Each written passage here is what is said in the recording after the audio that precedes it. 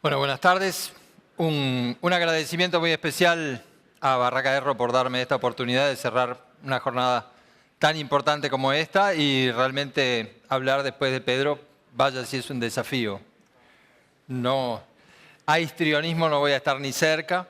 Yo te escuchaba y me acordaba la primera vez que fui a Brasil. Yo tenía unos 19 años y entré a un comercio, estaba buscando discos. Y me atendían ahí más o menos, más bien poco amables, hasta que en un momento me dicen, ¿argentino? Y dije, no, uruguayo. Ah, belleza pura, cara. Y ahí quedé bastante sorprendido además, porque dije, pero ¿y Maracaná no hay problema? Y dice, no, Maracaná ganaron bien, pero argentino no gusta. Y creo que esa es una cosa que a veces no nos damos cuenta los uruguayos, que tenemos una gran ventaja de ser un país chico, en primer lugar, que eso genera una cosa cariñosa del pequeño al que no va a ser rival o que vale la pena ayudar, y que evidentemente a muchos rubros del agro, yo creo que eso lo ayuda. Uruguay tiene una ventaja construida para mí en la trazabilidad de la carne vacuna.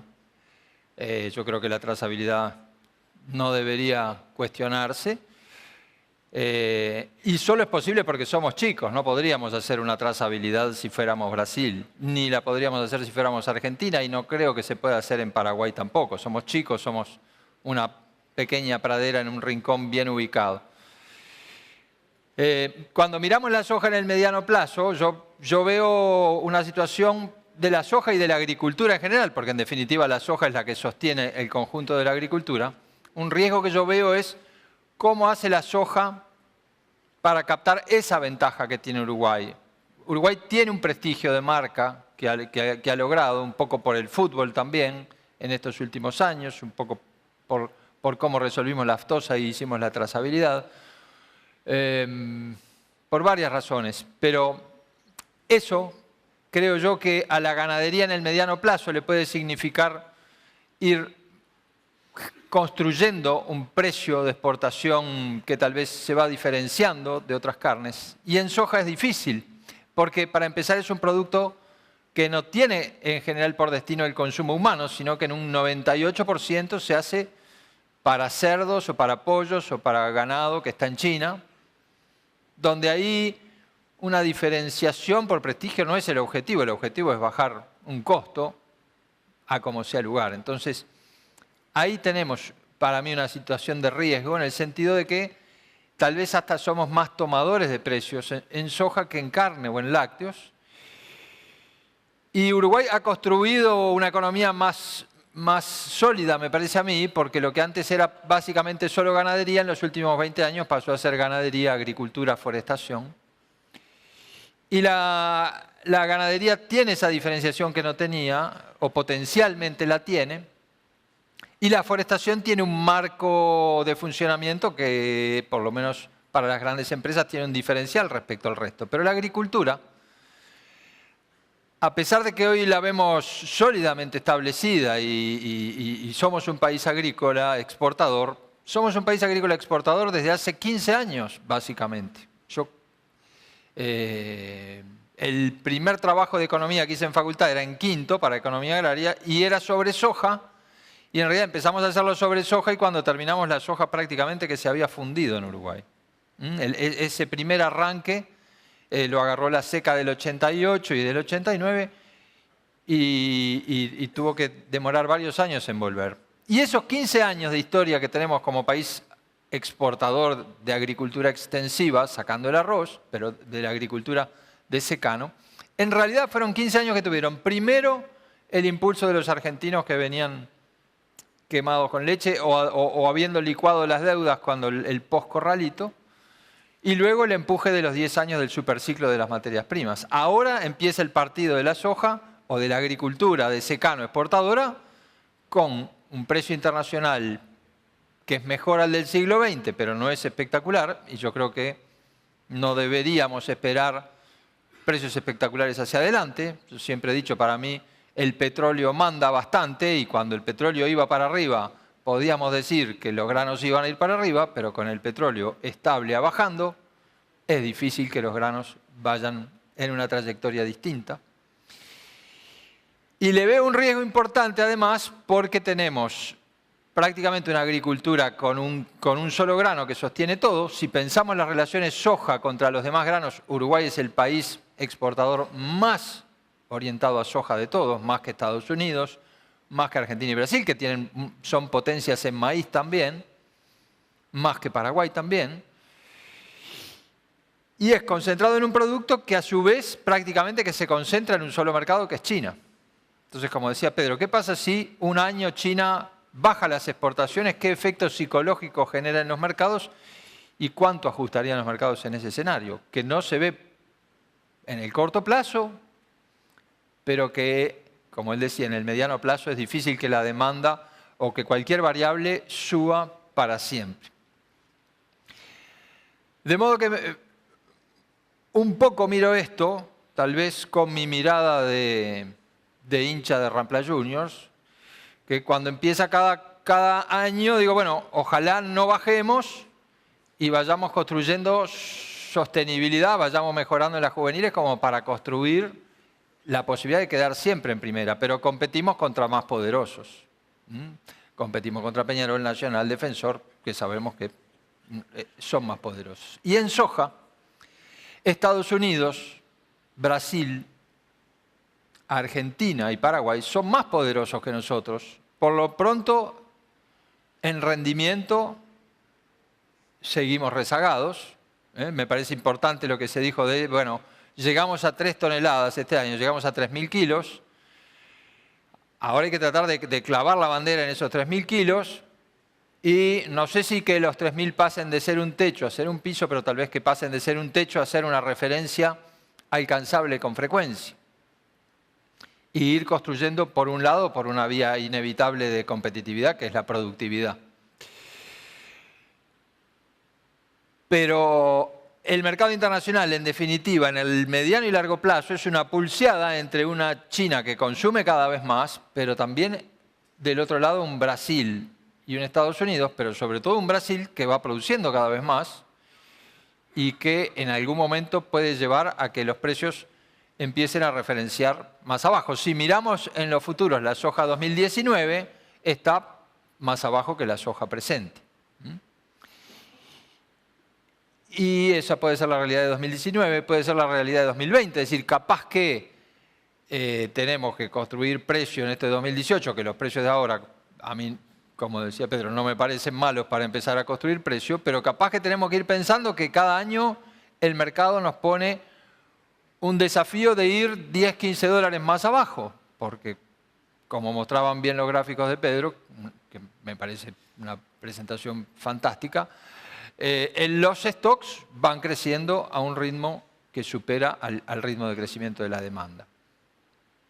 Entonces me parece que tenemos un envión en la última cosecha porque el clima empujó a favor, una posibilidad de construir precio en el 2018 y después en el mediano plazo me parece que se trata de construir competencias, competitividades propias que tal vez permitan, aparte de la agricultura de secano de Uruguay, conseguir algo de captura de valor de ese prestigio país que tenemos como sociedad seria, chica, trazable.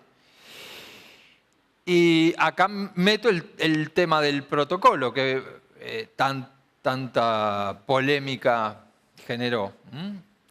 Pero básicamente me parece que más allá de lo que se analice retrospectivamente, no me parece muy probable políticamente que el protocolo se vaya a cancelar, que los productores vayan a decir, bueno, el protocolo es un costo, que no nos aporta nada, etcétera, etcétera, y que se vaya a caer. Porque una vez que eso se firma, me parece que la práctica es que una vez que está firmado, está para quedarse. Entonces, ¿puede ese protocolo agregar algún tipo de valor en el mediano plazo a la soja de Uruguay?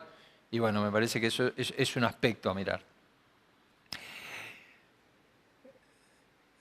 Por otro lado, quiero hacer un paréntesis y comentar algo de lo que se vio en la mañana, que a mí me parece que es muy importante, que es, y que, bueno, estando el Tato Hoffman acá, además me parece que está bueno levantarlo, pero Yo lo hago solo como observador y como alguien que le gusta mirar algunas cosas de la agricultura.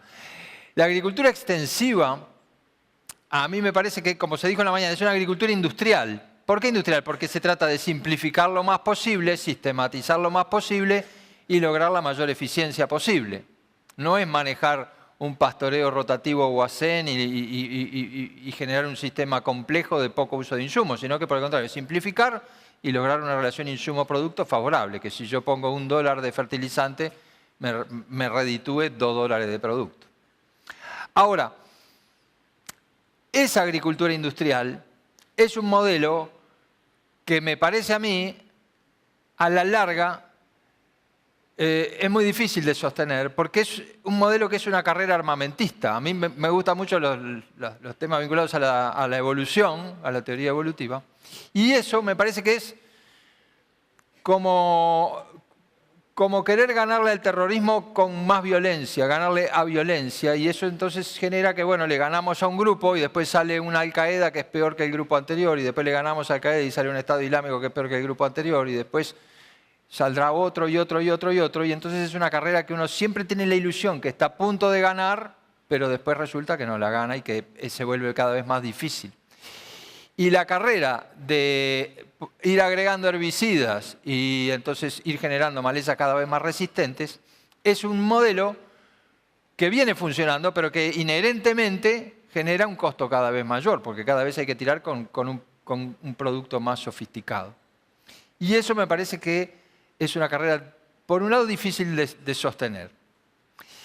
Por otro lado, me parece que hay una cosa que es un cambio muy radical en Uruguay, que es que estamos, desde el punto de vista de los costos estructurales, tal vez podamos cambiar que algún día los costos de la energía pasen a una lógica Mercosur y tengamos a ANCAP compitiendo con Petrobras y con las empresas de la región. Es posible que negociando o presionando y negociando, lleguemos a una solución razonable de decir, bueno, si Antel compite y si el Banco de Seguro compite, que ANCAP compita. Eso es posible que en el mediano plazo se arregle, pero a mí me da la sensación que hay un componente de costos que llega para quedarse y que es una cosa muy novedosa para Uruguay, que es que el atraso cambiario yo no creo que se vaya a ir. No creo que gana tal o cual partido y el dólar se va a 35 y recuperamos competitividad y la exportación vuela. Me parece que hay un montón de razones por las que el dólar está planchado. Y de hecho, ayer hablando con Pedro decía, no, el dólar en Brasil, si no gana Lula, el dólar más para bajar que para subir. Y si en Brasil el dólar baja, es muy difícil que el dólar acá y suba. Entonces, el problema de altos costos nos podemos quejar y lo podemos remarcar y lo podemos hacer todo el esfuerzo de explicar a la sociedad que para el exportador es cada vez más difícil. Pero si yo tengo que imaginar el 2019 y el 2020, creo que Uruguay va a ser un país de altos costos. Entonces, si a eso le agregamos sistemas de producción que cada vez requieren más insumos porque estamos generando malezas cada vez más resistentes, es una carrera que es difícil que termine en un buen margen para el agricultor. Y eso me pareció fundamental de la presentación de la mañana del técnico argentino, porque ahí también podemos darle un giro a una soja que además está muy en el banquillo de los acusados. O sea, para el uruguayo urbano y para el californiano urbano y para mucha gente en el mundo, soja es agua con residuos, glifosato, transgénicos, todas palabras que al consumidor mucho no le gustan. Entonces, Uruguay, que creo yo, una cosa que tiene como potencial de país chico es ensayar soluciones que luego puedan ser aplicables más generalizadamente, tal vez encuentra una manera de generar una agricultura de secano exportadora que va a una lógica más de control biológico, más de los puentes verdes como herramienta. Me parece que el hecho de que tengamos como la trazabilidad es una buena cosa. Me parece que tener puentes verdes establecidos como plan de uso obligatorio y como se dijo en la mañana, puentes verdes que generen 5.000 y más kilos de materia seca y que sean puentes verdes hechos en serio, puede seguramente a través de la potente academia de agricultura que hay en Uruguay, ir generando una agricultura que no lleve a un aumento estructural e inevitable de los costos y que además permita de alguna manera una cierta valorización de producto. El ser chico es una ventaja porque uno puede encontrar nichos de soja no transgénica para consumidores que quieren soja no transgénica y posiblemente vayamos a ver cada vez más en los supermercados del mundo góndolas que tienen milanesa de soja, panchos de soja, leche de soja y que tienen un cierto nivel de requerimientos en los que Uruguay puede meter algunos volúmenes, pero me parece que esa es una vía. En ese manejo del riesgo me parece que es fundamental como concepto la idea de pasar de un precio objetivo, que igual creo que todos inconscientemente somos prisioneros de tener un precio objetivo, es decir, bueno, a los 3.60 clavar una bandera, pero sí ese concepto de tener un margen objetivo y de tener una noción de... eso me parece que es un cambio de paradigma que a mí me parece que a mí me convence y que me lo llevo de esta presentación de Pedro. Y me parece que hay otro paradigma, además del pasar a pensar en un margen objetivo y a tener siempre presente el costo, ya no solo por hectárea, sino el costo por tonelada producida o por tonelada vendida. ¿Cuánto es el costo? Esa pregunta que él decía y que en ganadería el 99% de los productores no lo logra responder porque es muy complejo en ganadería, pero en agricultura que no es tan complejo, a la hora de decir, bueno, quiero 360, pero quiero 360 porque mi costo de producción es 300. Y entonces tengo un margen de 60, que es un 20%, y me parece que ahí se da posiblemente un salto en la construcción de una estrategia, porque yo creo que algo por lo menos que a mí me queda como un elemento de lo que dice Pedro, es esa cosa de la psicología humana, decir, bueno, yo quiero vender en la cima del Everest, y si vino una cima de un pico que era el Aconcagua y empezó a bajar, o no vendo porque quiero esperar a que vuelva, o de repente cuando está desbarrancando y la desesperación me gana, al revés, vendo peor todavía de lo que hubiese vendido. Entonces, tal vez esa lógica de decir, bueno, dado que mi costo es este, mi primer precio objetivo es este, y después veo cómo usar opciones para si vendí este precio y el precio siguió subiendo, no perderme la fiesta. Bueno, me parece que eso, tal vez generalizar eso es también una tarea que hace a la competitividad de Uruguay y que hace al manejo del riesgo, que a mí es lo que me parece que, si pensamos en el mediano plazo, el gran riesgo es que si un día la soja se cae a 300 o a 290, Brasil va a seguir produciendo casi que sin despeinarse y Uruguay, si no encuentra una manera en estos años de diferenciarse, a esos precios va a seguir produciendo menos y con jirones en la ropa y sufriendo y con gente quedando en el camino. Me parece además que Brasil tiene una independencia mucho mayor del tipo de cambio. Es decir, Brasil, si el dólar va bajando, va a seguir creciendo porque va a querer decir que tienen estabilidad, que tienen un gobierno amigable, que tienen una perspectiva de mediano plazo, de largo plazo visible. Y si el dólar sube porque ganó un sector político que no genera confianza, Brasil va a seguir creciendo porque con el dólar alto el margen va a ser espectacular. Entonces estamos de alguna manera, no diría condenados, pero estamos sí en una lógica en la que para proyectar hacia adelante la producción de Brasil va a ser una producción nítidamente creciente. Y del otro lado va a estar solo China para absorber ese crecimiento en la demanda, porque en el resto del mundo la demanda está bastante estable.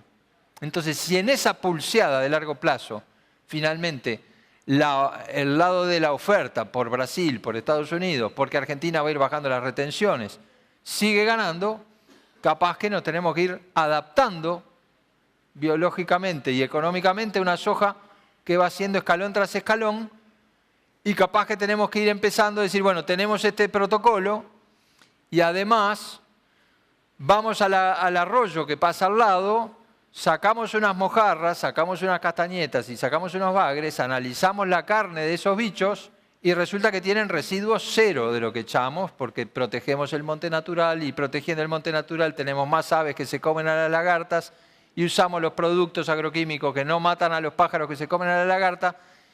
Y finalmente, creo que hay un ingrediente ahí que para Uruguay puede ser un cambio importante, que es posiblemente a fin de este año o en el año que viene, gracias a Trump, firmemos un acuerdo de libre comercio con la Unión Europea. Entonces, hoy, vender soja china y casi que nada más. Pero si tenemos un acuerdo de libre comercio con la Unión Europea y empezamos a certificar esto y aquello y lo otro, tal vez, por lo menos para parte de la producción, podemos generar una soja sustentable que demuestra que no tiene impacto y que todo eso que al público urbano le preocupa cada vez más, en el caso de Uruguay, no se cumple de una manera tan drástica. Entonces, quería hacer un punteo de 10 cosas. ¿Qué puede hacerse? Que era un poco, o sea, la sensación que hay es, por ahora la agricultura uruguaya es competitiva, tiene problemas de altos costos, pero puede ser que las exigencias sean cada vez mayores. A mí me parece que en muchos sentidos hay una imagen que a mí me viene mucho que es la del el salto en la garrocha, ¿no? O sea, bueno, hasta hace poco tiempo, para lograr un margen había que hacer un salto de garrocha, pero se pasaba, porque el precio de los commodities era muy alto y se pasaba bien. Pero cada año, en la medida en que tenemos atraso cambiario y tenemos un costo estatal muy alto y tenemos un costo salarial alto, la garrocha está más alta. Y si no diferenciamos, el riesgo va creciendo. Entonces, en 2 o 3 años, el protocolo que tanto incomoda, puede ser que genere un agregado de valor, se puede complementar con otra cosa, se puede trabajar, ya que tenemos el protocolo como dato, para que sirva para generar algún dólar más, porque bueno, Argentina y Brasil no lo firmaron. ¿Y entonces qué? ¿No? ¿Es solo un costo sin contrapartida o se puede trabajar para generar algún agregado de valor? Lo otro que me parece importante es trabajar en diversificación agrícola, porque tenemos una relación soja-gramíneas muy volcada a la soja y por lo tanto, una agricultura que solo depende de un producto. Y eso a mí me parece que por más que haya una migración a consumo de proteína animal, por más que la soja sea el gran fenómeno de este siglo XXI, solo jugado a la soja me parece que es peligroso.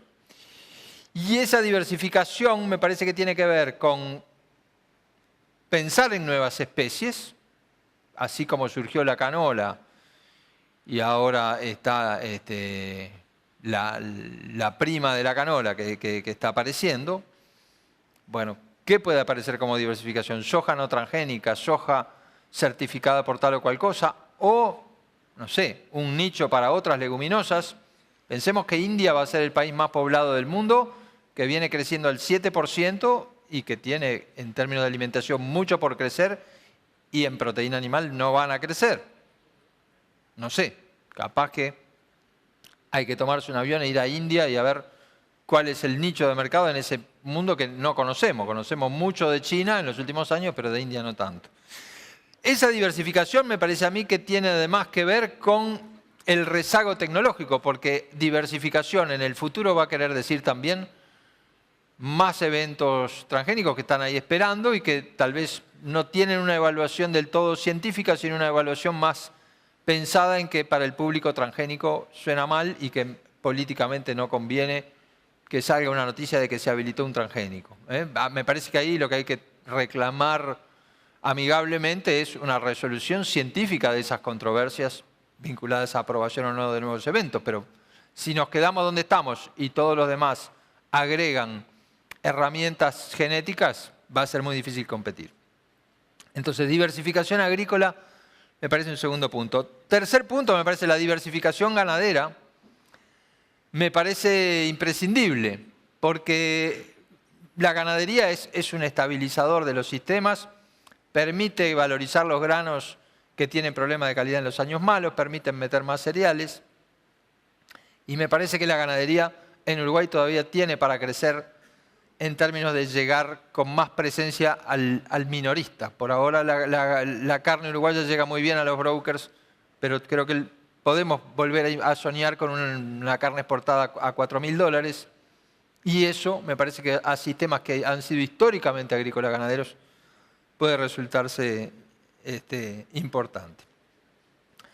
Lo cuarto es eso, repensar los sistemas y ir a controles que no sean tan dependientes de los insumos y que tengan, sí, a los insumos como una herramienta más, obviamente, pero que yo, por lo menos, me gusta soñar con que Uruguay es vanguardia en control biológico. Me encantaría que Uruguay criara insectos que combaten a otros insectos y avanzara en aquellos agroquímicos que permiten que sea la propia fauna la que controla la fauna lo más posible, hasta donde sea posible. Pero en control integrado me encantaría que Uruguay fuera vanguardia porque me parece que calza perfecto con el Uruguay natural, con el Uruguay agrointeligente. Y me parece que es la tendencia. En California uno quiere comprar, se compran las vaquitas de San Antonio por kilo en cualquier lugar y se sueltan en las granjas y salen y se comen a áfidos, a otros bichos, ¿no? Y eso me parece que no está mucho en nuestra cultura. Yo cuando hice facultad, por ejemplo, era algo casi que New Age, ¿no?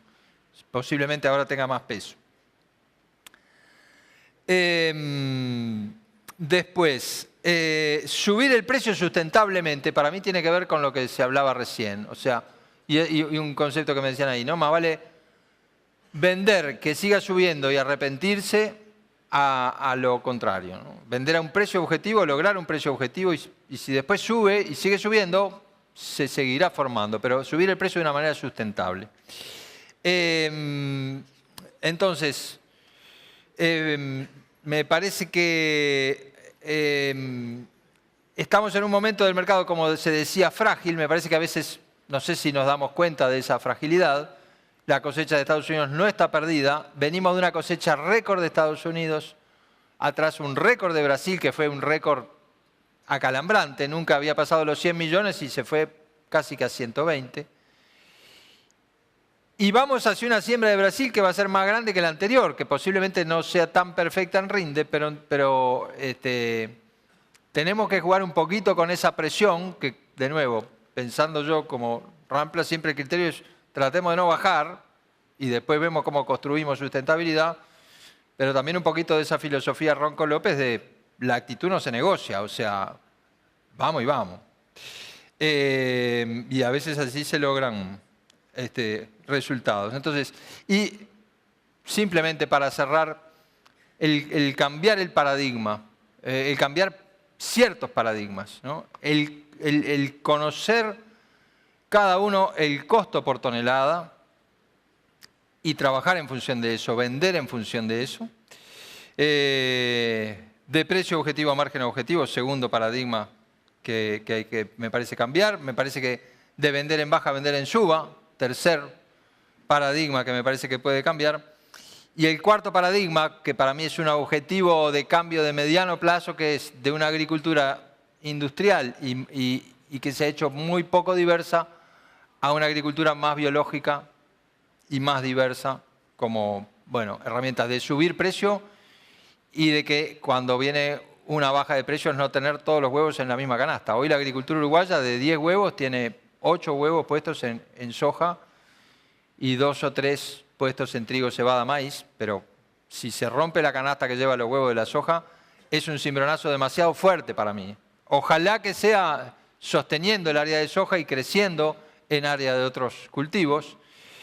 Y ojalá sea también valorizando los puentes verdes, explorando las leguminosas que también se comentaba aquí, se están explorando, pensando que en esos puentes verdes pueden haber vacunos, pueden haber ovinos, pueden haber vacunos chicos para exportar en pie, pero en fin, me parece que tenemos la suerte de que tuvimos muy buen clima en la última zafra, tenemos la suerte de que estamos arrancando esta zafra con un precio de referencia que es algo por arriba de la zafra pasada y que no tenemos niña en el horizonte, que tenemos un panorama bastante neutral, o sea que podemos tener una segunda zafra en la que las cosas anden razonablemente bien, pero me parece que hay que trabajar con un cierto estrés, con esa sensación de que si pierdo 3 partidos el descenso está ahí, y construir una solidez como para decir, bueno, en 2 años este protocolo me tiene que redituar algo, en 2 años tengo que conseguir 2 o 3 nichos para esta otra cosa, y en 2 o 3 años tengo que mostrarle al mundo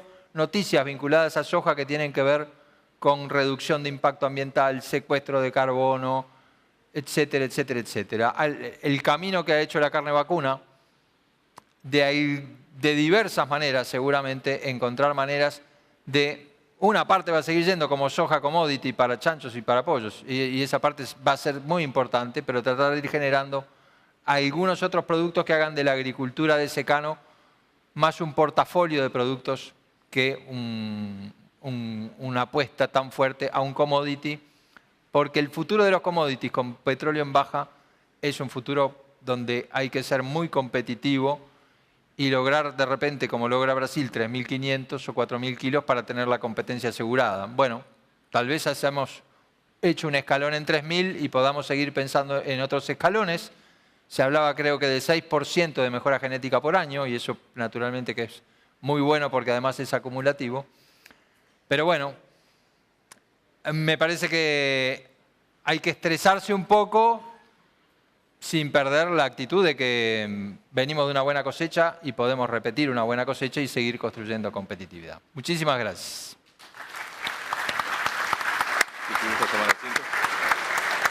Vamos a invitar a Eduardo a tomar asiento.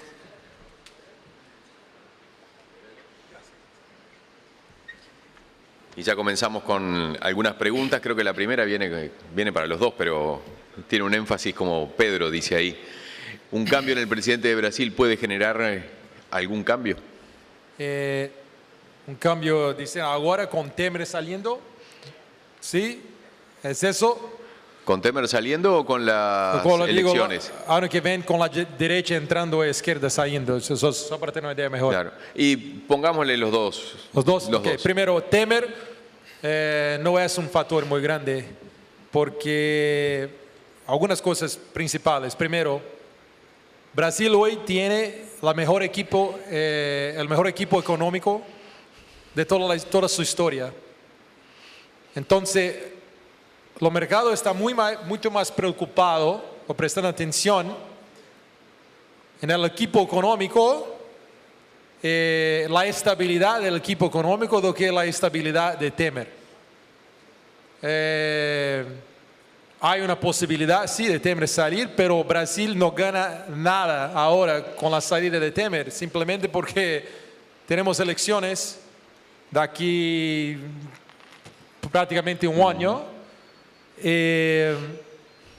Temer es ladrón, sí, es corrupto, sí, es todo eso, pero en un año Temer colocó el mejor equipo económico de la historia en Brasil. Brasil está saliendo de la crisis. Entonces, claro que siempre hay un riesgo de, ¿cómo se dice? Riesgo de manchete, un riesgo de headlines. De titulares. De titulares. Riesgo de titulares, claro. Entonces sí, el cambio puede pular un poco, puede ir para 3.30, 3.25, 3.35, 3.40, pero será mucho temporario. Entonces nosotros, la MD Commodities, aconsejamos a nosotros clientes que si hay algún tipo de pull-up de cambio para 3.25, 3.30, 3.35, tiene que vender. Porque la realidad es que Brasil está saliendo de la crisis, las reformas, primero, reforma trabalhista de trabajo fue aprobada. Es muy positivo eso. La reforma de previdencia es el próximo paso grande del gobierno. Ahora, si la reforma de previdencia no fuera aprobada, esto sí es un problema para cambio. El cambio podrá voltar para 3.40, 3.50, pero como Eduardo habló, si el cambio va para 3.40, 3.50, el productor brasileño va a vender mucha soja. porque las márgenes van a aumentar. Entonces la idea es, si hay un cambio de presidente, sí puede haber algún cambio en la moneda, pero es muy temporario. Año que viene, si la izquierda entra al gobierno, vuelta al gobierno, la extrema izquierda, la moneda va a perder mucho en frente al dólar. Podemos ir a 4-1. Pedro, una pregunta que creo que va con eso, y esta surge de mí, no de ustedes. Claro. Esa zona del arco norte, esa eficiencia, ese crecimiento, ¿dependió del gobierno o del sector privado, empresarios? Excelente pregunta. No depende más del gobierno, porque hay muchos players internacionales, inversionistas entrando en el país. Depende mucho menos del gobierno hoy do que ya dependió. Porque ahora los brasileños están cansados de esperar por el gobierno, la iniciativa privada está muy fuerte. Es claro que siempre depende un poco del gobierno, pero la iniciativa privada es muy fuerte para Arco Norte. Muchas gracias. Tenemos otra. Pedro, si soy productor y si tengo margen, ¿tendría que aprovechar estos precios? Depende mucho de, por ejemplo, cuánto ya vendió, porque es una pregunta no es tan simple. Sí, tiene márgenes, pero ¿qué tipo de margen es históricamente? ¿Es mayor que el promedio histórico, menor? No es simplemente tener márgenes y estar vendiendo todo, no, todo. Hay un análisis que debe ser hecha, pero nosotros siempre aconsejamos al cliente, si tiene una margen saludable, que es una margen dentro o un poco arriba del promedio de margen que tiene históricamente, debe trabar los costos. O sea, traba 25-30% de su cosecha para no tener riesgo de quebrar. ¿Sí? Entonces, si quiere asegurar un poco, todo bien, pero 25, 30, 35, 40% tiene que trabajar con una margen saludable, porque no hay garantía alguna dentro de las circunstancias de mercado. Y otra cosa, hay una diferencia también entre trabajar el físico, la venta de cash, y trabajar en papeles, en la bolsa, en CBOT. Si tiene una margen saludable, tiene que trabajar lo máximo posible.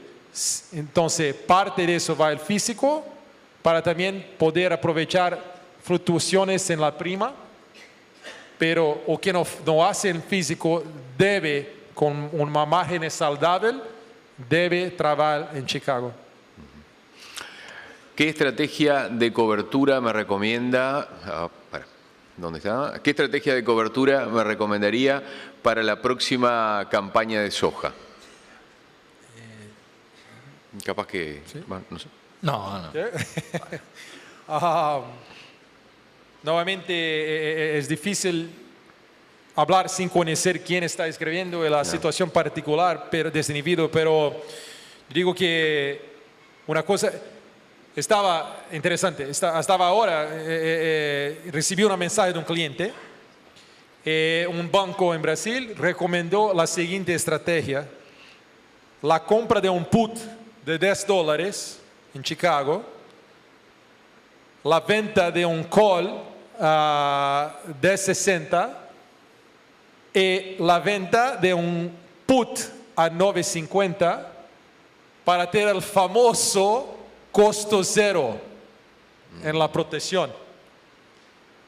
La peor cosa que usted puede observar y puede mirar hacer en una protección es siempre querer hacer un costo cero, porque ese costo cero puede salir barato ahora, pero mucho caro lá na frente.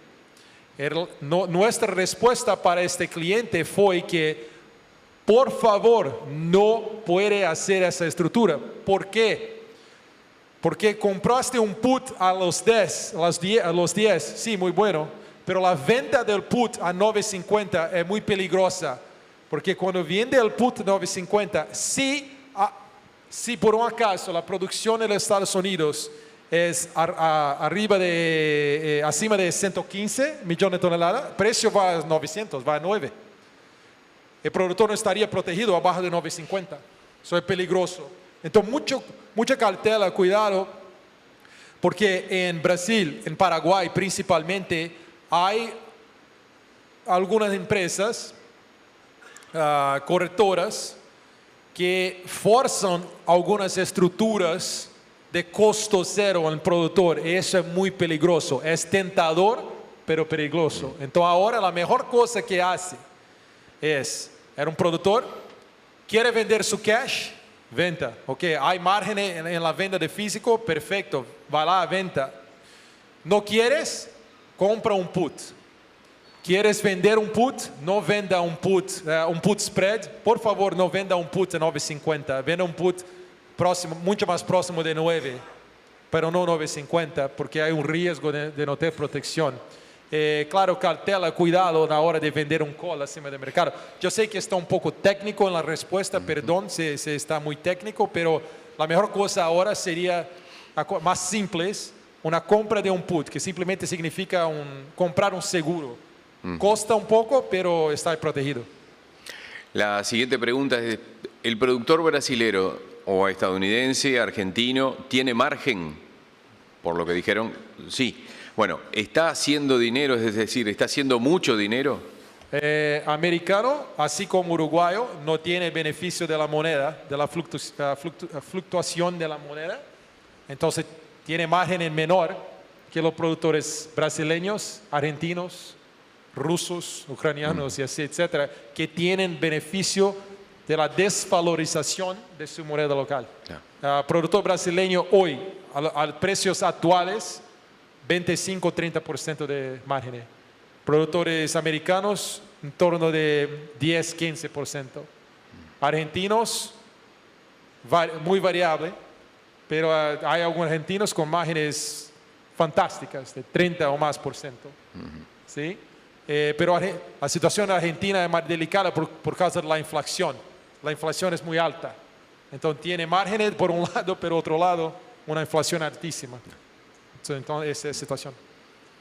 Vamos a ver si hay alguna otra pregunta por allí. Creo que no, ya me van a avisar, o sí. Bueno, el mercado está muy volátil. ¿Qué noticias vería en el mercado para tomar decisiones de venta? ¿O qué información puede ser útil para, a ver si interpreto la pregunta, qué noticias puede ser útil para tomar la decisión de venta? Sí, vea, ahora en el mercado climático los precios varían de cada modelo climático para modelo climático. Sí, si llueve, si no llueve, si está muy caliente, si no está. Pero es muy importante algunos puntos que mostramos, por ejemplo, el posicionamiento del fondo, de los fondos, comprenda, cuando los fondos están comprados en el mercado, cuanto más comprados están, próximo de 100.000, 200.000 contratos comprados en Chicago, más peligrosa es la situación. ¿Por qué? Porque si los fundamentos son bajistas, los fondos tienen espacio para vender pesado. Entonces, y al contrario, cuando los fondos están muy vendidos, tiene que prestar atención porque si están muy vendidos próximo de 100.000 contratos, no hay mucho más espacio para venta especulativa. Entonces, tiene que observar la posición de fondos, tiene que observar el clima, tiene que observar las proyecciones de oferta y demanda como stocks, como el cuadro que coloqué con el escenario diferentes.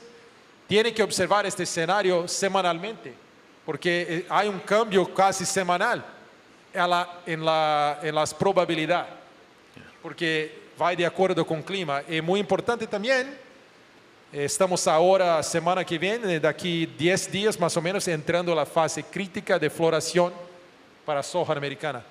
Ahí sí el mercado estará muy peligroso. El relatorio de USDA, el día 10, también es muy importante. Entonces ahora es un momento muy delicado, muy volátil, claro, también de informaciones de mercado, que pueden variar de un día para otro. Por eso, no fique tan enfocado necesariamente al precio, mas sí, tengo margen favorable de 15-20%, tal vez sea algo inteligente de trabar parte de su cosecha para proteger su costo. Excelente, muchísimas gracias. Eduardo, ¿querías agregar algo alguna respuesta a las preguntas o algún redondeo más? Simplemente me parece que no sé, Pedro, tú qué opinás, pero me parece que el mercado climático también genera oscilaciones que vale la pena estar atento, porque para empezar a cubrir costos y para empezar a hacer una primera base de precios, me parece que es una etapa del año que a veces puede pasar que el productor vea la cosecha siguiente muy lejos y la deje pasar. Y por otro lado, tal vez valía la pena comentar cómo en las últimas semanas ha ido cayendo el estado de los cultivos en Estados Unidos y sin embargo el precio no ha reaccionado tal vez en la proporción que una lectura lineal de esa caída del estado de los cultivos indicaría. A ver, el micrófono habilitado. Yo voy a empezar de atrás para frente, hablando de las condiciones de la cosecha. Es muy importante comprender que en la soja no estamos en periodo crítico y que la soja este año en Estados Unidos fue sembrada tardíamente. Entonces, ahora, el productor que está acostumbrado a entrar en su campo y ver soja saludable, alta, bonita, hermosa, ¿sí? No está viendo eso en algunas partes del país. Y la percepción, nuevamente, percepción con realidad, la percepción cuando ve eso es, oh, no está buena, pero estamos a 2 semanas, a 10 días del periodo crítico, y soja puede, ¿sí?, disparar, puede crecer mucho en 2 semanas con clima favorable, que por sinal estamos teniendo ahora. Hoy por la mañana estaba lloviendo en todo el estado de Iowa y también Nebraska, que son dos regiones muy importantes de crecimiento, principalmente el estado de Iowa, que es el mayor productor del país. Entonces, muy cuidado con las condiciones de cosecha, porque también es con un desfile de moda, no es algo técnico, no es algo, o sea, el productor está mirando, está buena, no está, pero estamos ahora entrando en un periodo en el agosto, donde sí, será mucho más importante lo que USDA va a nos decir un día 10 en cuestión de productividad, pero las condiciones de cosecha ahora también están muy extrañas, porque ahora el lunes tuvimos una queda de 8% de condición buena y excelente en el estado de Illinois, en la soya, pero un aumento de 1% en la maíz en el estado. No hay sentido. Entonces yo creo que muchas cosas está sucediendo ahora, una percepción, y es muy probable que la semana siguiente vamos a tener un ajuste, tal vez un poco arriba la condición de cosecha. Entonces es muy delicado ahora, Eduardo, porque es un mercado que puede cambiar de semana para semana, de día para día. Hablando de clima también, ahora tenemos una situación yo digo para nuestros clientes, de Rocky contra Drago. ¿Recuerdan? Del filme de Rocky 4. El Rocky contra el Drago, porque Rocky es el modelo americano de clima, GFS.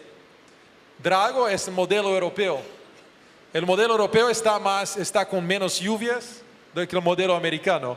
Entonces, quien ganara esta lucha entre Rocky y Drago va a determinar o que puede ser con precios, ¿entiende? Entonces, sí, tenemos variaciones, no creo que el mercado va a simplemente despencar todo ahora, pero a partir de mitad de agosto, después del relatorio de USDA de día 10, si USDA no trae una sorpresa negativa para productividad de soja, se mantiene más o menos estable. Sí, yo creo que van a reducir un poco, pero no mucho. El mercado está, en mi opinión, precificando una reducción mucho mayor. Es claro que podemos tener sorpresas. USDA es siempre imposible de prever. Pero mucha atención. A partir de mitad de agosto, si el clima está bueno, si no hay calor intenso en Estados Unidos, para al final de agosto, si hay lluvias razoables, y si USDA no reduce la productividad mucho en el relatorio, ahí sí tenemos la posibilidad de mercado caer fuerte. ¿Por qué? Porque van a comenzar a observar el lado de demanda que mostré para ustedes, que ahora no es el foco de mercado, pero de aquí 3-4 semanas comenzará a ser el foco. la demanda para este año, para ahora, para esta cosecha americana, para este año que fue la cosecha pasada, está muy buenísima, buenísima, buenísima. Pero la cosecha nueva está horrible. Este será el foco. Entonces, cuidado. Entre ahora y día 10 o mitad de agosto, las oportunidades deben ser aprovechadas, a no ser que el clima vire por completo y fique seco y quente y caliente. Ahí es otra discusión. Muy bien, muchísimas gracias. Les damos un aplauso, ¿les parece? Muchísimas gracias a Pedro Degneca y a Eduardo Blasina por cerrar estas, creo que exitosas jornadas técnicas, porque nos llevamos mucho para pensar y analizar.